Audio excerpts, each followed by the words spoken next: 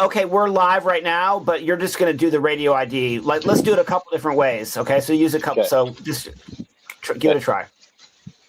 Hey, Average Joey here. You were listening to Teacher on the Radio on Shit. Okay, let's try again. Sorry. Wait, can I curse or should I not? I can't No, curse. definitely no cursing. Okay, sorry. Should we start again or? Yeah. Okay. Hey, Hey, Average Joey here. You're listening to Teacher on the Radio on 88.5 FM WTTU, The Nest. Okay, and now why don't we do another one and say, hey, that was just a song by me, Average Joey, from my brand new album, Fellow Traveler, here on Teacher on the Radio, and then say the rest, okay? But let's say it like I can drop it in between some tracks, okay? So I've maybe just played. Don't say which one, but maybe I've just played Do the Trick, and I'm about to play, Check Engine Light or whatever. Yeah. Okay, let's try again. Okay, and the first one that when we finally got to it, it was good. So here comes another one.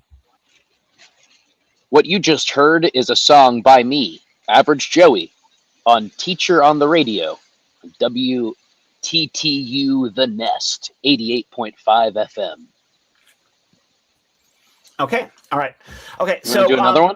No, that's good. So now I'm going to do a pre-recorded segment of our program, and this is going to air on Saturday, January the 17th, 2026, the day after you drop this album. Okay. Great. And I'm going to make a signal when we're actually live again, and then we'll stop at an appropriate time, and then we'll come back again. Okay. Okay. Hold on. Let me just wrangle my dog real quick. Okay. Charlie, come here. Come here. I just want to make sure I'm not distracted. He's like sniffing around. Come here, Bubba. Come on. Come on. Let's go. Good boy. Come over here. Yeah. Can you lay down, please? Lay down. Lay down. Okay, cool. All right, you ready? I'm ready. All right. Hey, good morning, everybody. It's Saturday, January the 17th. It's already 2026, and 2026 has been a wild year already here in the Untitled Snakes of a Mary Cow. And we are pre-recording a segment with our guest and featured artist on today's episode. His name is Average Joey, and he's usually above average and always living in a van or living on the road. And so I was not surprised at all. And this artist has been featured on the program Teacher on the Radio before, been featured in my fanzine, Everything is Folked, and also been featured live at the Wesley Arena by campus and also over at the Unitarian Church, a few gigs we've co-produced in town over the last couple of years. So if you know me, you know how much I love Average Joey. And as as the wheel of the year turns, he's got a brand new album out to kick off 2026. It's going to be one of my favorite albums of 2026. I'm calling it now that it will rank.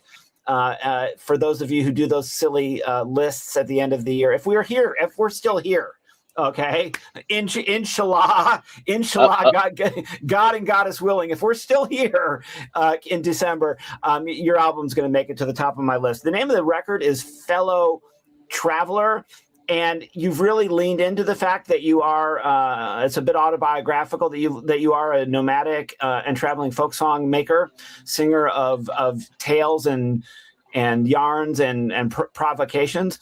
And you're going back into a more folk country Americana lane strictly, as opposed to spoken word, avant-garde, lounge singer that you were doing in some other experimental things on your album from 2 years ago, Impermanence. So Average Joey, tell us about this album. I know it's brand new, so you recorded it last year, but how it came together and how you think it fits in your catalog and your life journey. And welcome to Teacher on the Radio. Hey, thanks for having me. This album is I think as far as like what musical lane I'm in, it sort of just depends on how the songs come out, and I try to not paint myself in a corner genre wise, which the industry folks would tell you is a pretty stupid idea as far as marketing or branding your music. But me being the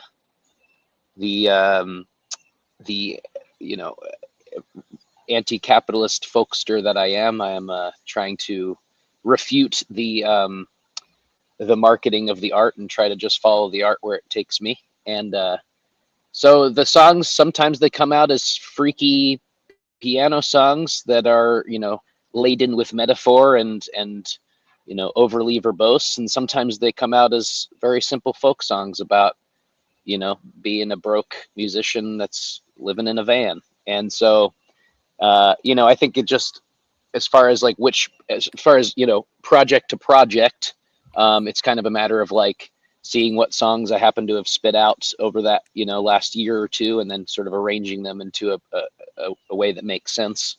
So this one, as you alluded to, is more of the sort of honky tonk New Orleans jug band and folkster kind of tunes. But I think, even that being said, I think this album itself also has a bit of a range. There are like strictly country songs. There are lyrically dense folk songs about the state of the world, and there are some like cheeky, fun, banjo toe tappers. So it kind of goes all over as well. But as far as like, it's not something that's necessarily intentional of like, I'm going to sit down and write a freaky piano album, and now I'm going to sit down and write a country folk album. It's more of like, the songs come out or the ideas come, and then I kind of retroactively sort of arrange them in a particular way. Some of the songs on Impermanence I wrote 5 or 6 years before the record came out. Some of these songs I've been sitting on for a little while. So then it's just kind of like waiting until I have enough material to kind of put into a cohesive album. Well, having listened to it a few times and excited that the whole world's going to get to experience it now, finally it's out as of January 16th. You put out a couple of singles in advance. It does feel like a cohesive album, a narrative album, a concept album even. It's got a beautiful drawing, of the traveling folk singer. It's got the word traveler in the title. And even though you're saying, it's anti-capitalist or it's self-sabotaging in a way around the economy in the market, and you have a couple of your catchiest songs that I've ever heard that do feel like they could be breakouts. You and I have had lots of conversations off the air about how some of our friends have really kind of blown up, and we're really happy for them. But like, when's it going to happen for Joey? And I would love for this to be the record where more people start listening to your music, and specifically the singles you've released so far include Punk Rock to Honky Tonk Pipeline. And maybe you didn't know it when you wrote it, but as soon as I heard it, I said, he's in the zeitgeist right now. And literally a major Americana publication dropped a major think piece on exactly this topic, like a couple weeks ago. And I sent it to you, and you were like, oh, I hope they don't think I wrote this song after I read the article, which of course you didn't. But why don't you talk about that? Why this trend? Why acoustic music? Why more kind of more ruggedly vulnerable acoustic music being made by people whose formative pop culture and political formation was in DIY punk, which musically couldn't be more different in a way. Then of course there's a genre called folk punk. You can talk about that if you want, because you do get labeled folk punk. But what about this? Because the song suggests actually something more than a genre that sits at that intersection. The song suggests, hey, I'm 30 now, and I don't want to bleed out in front of the amplifier. I want to sit around a campfire. So talk about that. Talk about the amplifier to campfire pipeline. Yeah. Well, just before I go into that, I'll say on the subject of, blowing up or making it, I think that my ability to do that rests solely in your hands as one of my biggest supporters. So I'm going to just say that, I will live or die on your capabilities to hype me as an artist. So my failure is your failure. Just no so pressure. So you know. No pressure. As far as that song is concerned, that when that article came out, I was sort of like, this is sort of a blessing and a curse, because when I play that song for people, before that article came out anyway, it was always like, you can tell when the audience or a friend around the campfire is like, when they're hearing a song, when it's like pushing a particular button that no one has ever pushed before. You're like, any good songwriting or poetry or something is like articulating an idea that felt inarticulatable before. It's a funny word to not be able to articulate well, but so it's like to me, it was it's a goofy, funny, sort of inside joke, like, are you in on the joke kind of a tune. And maybe I didn't even think about it beyond that, just like, if you get the joke, you get the joke, and it's a lot of fun for you. And then sometimes I play that song I'm very selective about when I play that song live, because there's a certain audience that I would play it for that would not understand what I was talking about at all, and it would totally go over their heads. So, but people who it does resonate for, they're like, you got me, but as far as the, like, what's below that surface, what is the nature of this phenomenon of people who are like punks in their youth sort of graduating or moving to this like country milieu. And I think there's probably a lot there, and American folk music, vernacular American music, it all sort of boils down to very similar roots. And, I think that ultimately punk music and country music, like, you can follow that tree down to the same sort of source material. And there's, a fair amount of documentation or historiography that sort of supports that notion, I think. And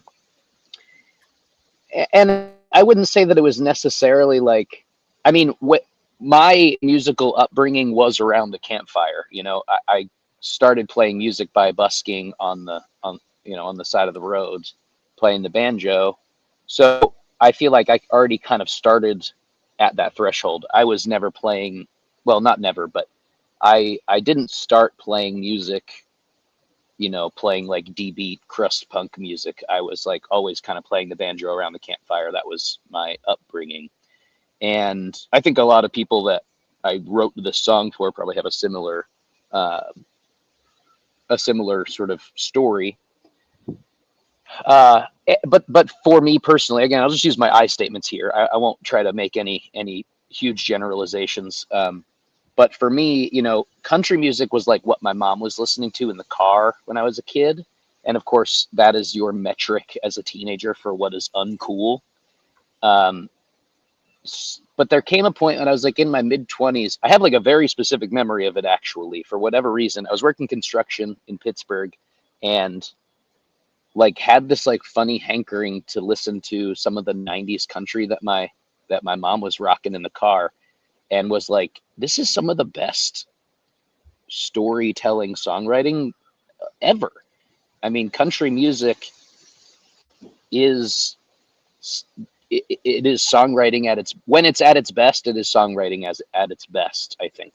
Obviously, again, that's a broad statement. There's a lot to be said there, but country, the sort of formulaic nature of a country song, for example, my song Check Engine Light, like that song makes sense as a country song. It comes to me as, that song starts as, this would be a good idea for a country song. And once I sort of have that, once you've sort of familiarized yourself with the language, with the vernacular of that style, the song almost writes itself from there, right? Like, and see there, Joey, with maybe the other one we just talked about, the other kind of new hit single from your brand new album, I'm Teacher on the Radio. We're doing a pre-recorded portion of my radio show, which will go out on 88.5 FM WTTU The Nest on Saturday, January the 17th, in celebration of Joey's new album. You said you've articulated the thing that people had not yet articulated. With Check Engine Light, it's so universal.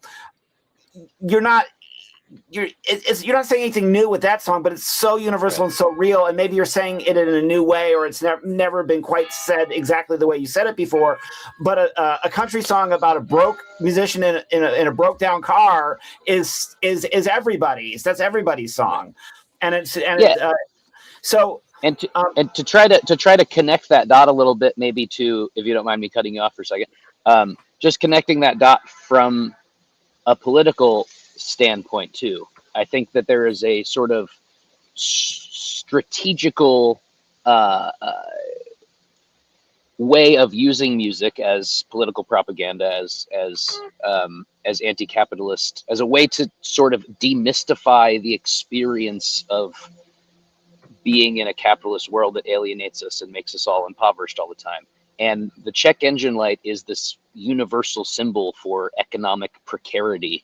And it is something that, like, when I'm singing that chorus, it makes people chuckle. Like, if I have a goal with these songs in particular, it is to, and some of the songs maybe aren't trying to do this, but a lot of them are trying to make people, try to disarm people with humor in order to think a little bit more critically about the society that they find themselves in. And a few of the songs do that. The shoplifting song, I think, is similar too. And when I'm playing my songs for people, I try to front load those songs in my live performance, because it is like, first of all, if people are familiar with that country music formula, that vernacular, so it's not like if I come out of the gate doing some of my very weird avant-garde punk music, people are going to be like, what the hell is this guy, you know? Whereas if I come out of the gate with a nice C,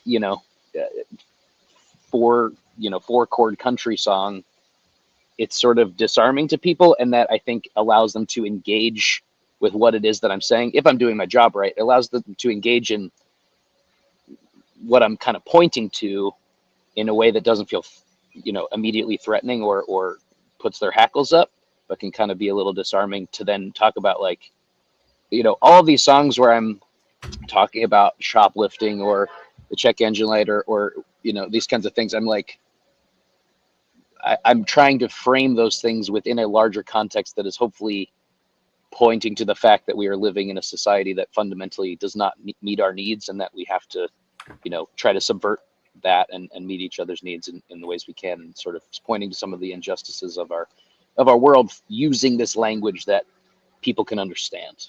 And I think that has something to do with that pipeline too, is like when you're playing in a punk band, you're like all teeth and claws, and it's for a particular, maybe younger sort of angst and emotion. Whereas country music, again, when it's at its best, and historically speaking, is critical of authority and doing it in a way that can relate to someone's experience. And I'm trying to sort of hearken that. Taking over Teacher on the Radio today is Average Joey. Has roots in Pittsburgh, Pennsylvania, but he lives on the road, and he's phoning it in today from New Orleans, Louisiana, on the cusp of the carnival season, which is a big thing in New Orleans for musicians and artists and people who love to get dressed up and march in parades. So happy Mardi Gras and Carnival to all. They'll be carrying on till the middle of February when the Ash Wednesday rolls around. Joey, we're going to make this all one segment because just the way the conversation is flowing. So this is a pre-recorded segment of the Teacher on the Radio program. The rest of the show is going to be music by Average Joey and music selected by Average Joey. And so thank you, Joey, for your help and your heavy lifting, picking the playlist that will go with your songs. So this universally working class experience that you describe in those songs is added to the fact that when you're not writing music, you're writing critical analytical prose, almost scholarly prose as a public intellectual about the problem and the predicament of what you call precarity, of living under the last days of capitalism, the last days of empire, or the first days of this new world where, it's going to either be a Mad Max, eat them all dystopia, or it's going to be the tinkling of what the the IWW Wobblies and the Catholic Workers described as the new world in the shell of the old, where we're going to start to meet each other's needs and meet each other as fellow subjects, intersubjectivity, and bread and roses, as they sang at the New York mayoral celebration just a couple of days ago for the the first Muslim millennial socialist mayor of the biggest city on planet Earth. At the same time, all these other horrible things are happening in places like Minneapolis, and so on. You have a song on the album called "Do the Trick," which addresses this yearning that we have as people for some inner stability in the middle of this disruptive instability that the most of the album and most of our lives are consumed by. It's not just economics; it's a lot of other things. What is that song about? And what do you have like are you like spiritual or religious, or do you have like are you seeking after what is that song about, and how does it fit in with the rest of it? Is it woo woo? Is that your woo woo song, Joey? I know on the last album you had a song about Jesus, and we've talked about this offline before, but come on with it. What's the trick, and how do I do this trick? Yeah. Well, once again, Andrew, you're the a person who understands my music more than anyone else. So thanks for seeing me, I guess, first of all. And just to, again, I'm going to bounce back to something you were saying before I attempt to answer your direct question, talking about, being exposed to the horrors of the world in a constant deluge of information among curated ads and cat videos. It is a little bit crazy making. And, when we're recording this, we're on the heels of ICE killing a human being in Minneapolis. And, sometimes it feels like writing zines and singing folk songs is not an adequate response to those conditions. And I struggle with that a lot. The album Impermanence tries to wrestle and grapple with this idea of like, am I doing enough? And I think that we all kind of can struggle with that kind of probably no matter what we're doing. And on my better days, I feel like there is something to that, and that the revolution isn't going to be all about singing songs, but I think maybe it's part of it. And so I try to follow that when I can, and some days I just that doesn't feel like it's going to cut it. But today, after our conversation, I'm going to try to finish up my new zine, and I'm hoping that some of what I have to offer with my words and my songs can maybe be helpful sometimes. And that's the best that I can try to do with what I got in front of me right now. To the song "Do the Trick" is I think pointing to this, like you said, this sort of ennui, alienation, we would call it if we were trying to be Marxist about it, and we are, and all of the sort of funny, we are all longing for connection at the end of the day. I think that is a pretty universal human desire and need, and living in the world that we do is increasingly hard to come by, and we do all sorts of goofy things in an attempt to bridge that gap, in an attempt to feel like we can soothe the alienation that we are all subjected to. And so this song is about trying to, what is it that I need to do to not feel so alienated? And those, that comes from everything from, trying to read Spinoza to getting blackout drunk. Those are various strategies that I've tried to use over the years, and none of those were quite it. And trying to live life on the road and trying to put down some roots somewhere, trying to explore spiritual paths. And if you're going to ask me if I'm indulging in the woo, I will say that I'm fine with that. I also am highly critical of a hyper individualist grifter influencer sort of spiritual guru culture that I think you and I both understand is pretty pervasive. And I'm also highly interested in exploring the ways that religion and spirituality, or whatever you want to call it, I don't really find either of those terms adequate for describing the universal human tendency of reverence and connection, and the ways that having a sort of universal and mutual understanding of why are we here, and what are we to do, and what does it all mean, that has an ontological purpose in the human experience, and it kind of creates a cohesive social existence and a social reality that we can collaborate under. And the curse of post-modernity is being denied that cohesion and being very confused all the time about what is going on and what is my purpose and all these things. And I don't know if we can put that genie back in the bottle, but I'm interested in exploring the ways that we can still practice that. David Foster Wallace has this thing: there's no such thing as not worshiping. People are going to worship. It's a human thing. And in a secularized, commodified, highly alienated culture, we worship things like celebrity and wealth and power.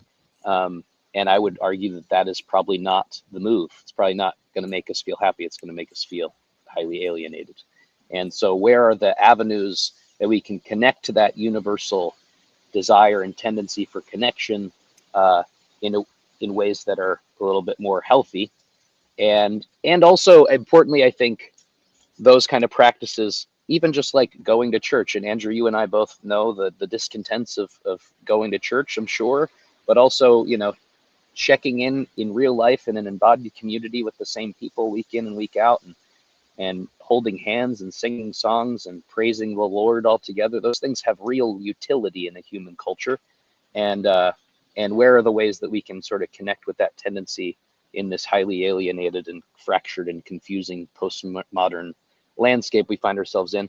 And for me, like, a show is that. It is coming together and moving and dancing and being embodied and trading sweat with the people around you and singing together and reaffirming our shared values. At its best, a show can provide those things for us, but there's also all kinds of other ways. That's just the way that I've found for it. So the song itself is sort of trying to, point to that feeling of alienation that we're all experiencing, whether we're conscious of it or not, all the kind of funny ways and perverse ways that we try to address that feeling, and then hopefully coming to the conclusion that it is a necessarily collective experience. It is something that we have to do together. We are all experiencing an incredible psychic tension and discontentedness, and grief and anger, that if we don't find ways to healthily process those things collectively, we will spill them out into a self-hating guilt or a resentful punishment of those around us. Whereas if we can try to access ways to process those feelings together, I think that might lead us down a little bit more of a desirable path. Your animal is our bell. He is asking for your attention, and I'm going to put it back to the music. We're going to get back to the music. Average Joey has a brand new album out. It's called Fellow Traveler. Stream it wherever you stream your music, and follow him on Instagram and all the other channels, and you can get to one of his shows and have that feeling of connection. I feel so warm and fuzzy and connected to you this morning. So big virtual hug from Tennessee to New Orleans, and I'll see you down the road. Thanks for coming on the show, Joey. Thank you, buddy.